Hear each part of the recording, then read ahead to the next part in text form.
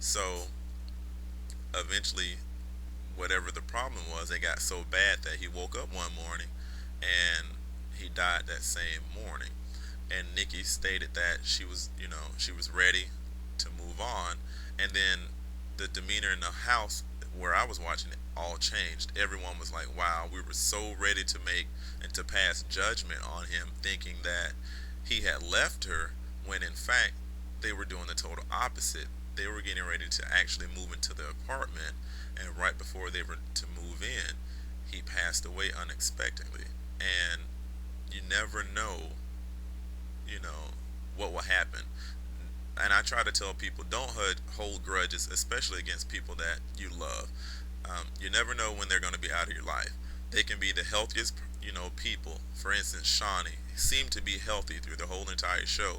They never showed us anything about him being sick. We just saw the part, about him looking like he was cheating and not being there for Nikki. So when Shawnee passed away, I was like, you know what? I'm gonna do a topic on my show about this because it touched me. You never know. Once again, you never know if a loved one, a friend, a teacher, your parent, a colleague will just die unexpectedly, and you don't know how that person's family and friends are going to be. So Nikki decided to stay in Shawnee's room at his grandmother's house and to help take care of his grandmother.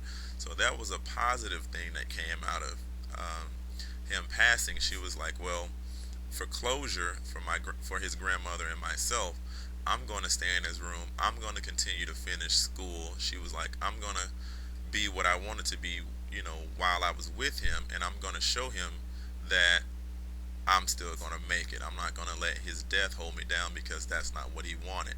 And we all commended her for that. And the grandmother, she was a little older, and she still, was by the grandmother's side. Most people would have been like, "I can't sleep in this room," or I have to move out of this house or whatever. But she was just that strong and secure with herself that she wanted to stay. And I think that was a very good thing. So, of course, he's looking down on her, and he's egging her along, well, to go ahead and complete the goals that she needs to complete to make a better person of herself. And that's just like helping. The other topic I was going to say, helping someone or trying to help someone who doesn't want your help. Um, Yesterday morning, I was speaking to my son, and he was telling me that he wanted to go to my brother's to get a part on his car fixed. Um, my son just got a car. Well, I'm sorry, I take that back. I just gave him a car um, less than 2 days ago, and he was, as typical teenagers are, he was trying to hurry up. He wants to get everything fixed and wanted to look nice for his girlfriend and his friends. And I was on my way. I was getting ready for work, and he called me at 6 o'clock in the morning, and he was like, "I want to go over Uncle's house and get my car fixed, get the one thing fixed on my car." And I was like, "Okay, I've helped you so far. You've got a free car. You're my son. Just wait. Just be patient." I said, "Just wait until 7 o'clock. I know it's burning. You're ready to get in this car and just haul tail and burn up the town. But I'm like, just wait.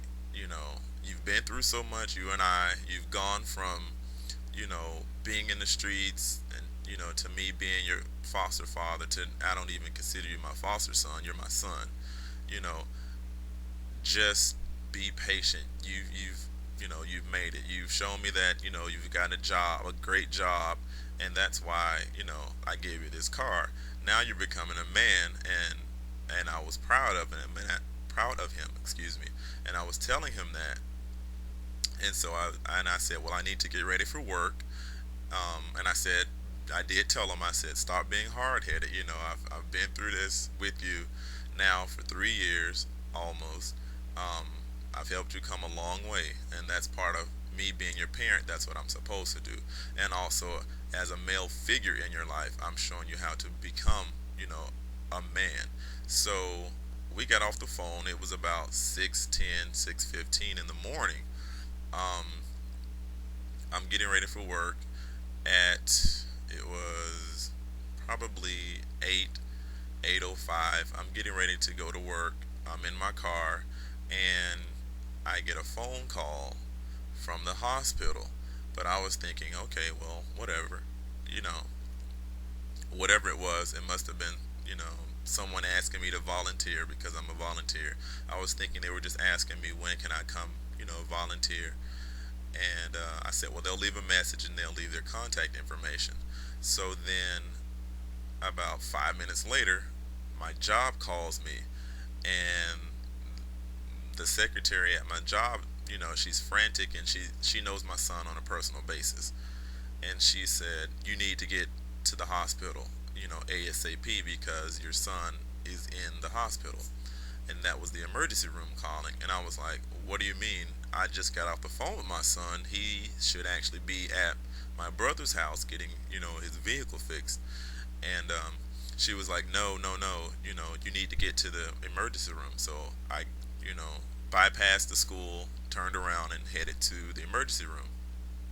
And I'm just going to give you guys a little bit of the story and how my day has gone and why I look so tired also.